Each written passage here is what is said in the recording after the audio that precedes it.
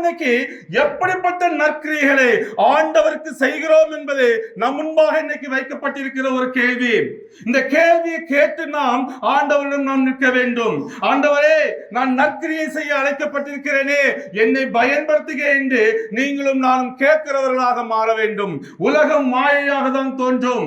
எல்லாம் பார்ப்பது எல்லாம் மாயைதான். பிரசங்கி 1ஆம் அதிகாரத்திலிருந்து கடைசி வரைக்கும் பார்க்கும் பொழுது அந்த அதிகாரம் சொல்கிறது, மனிதனுடைய வாழ்க்கையிலே ஒவ்வொரு பகுதியும் பார்க்கும் பொழுது மாயை மாயை மாயை என்றுதான் சொல்லப்பட்டிருக்கிறது. அநேக காரியங்கள் மாயையாக இருக்கிறது.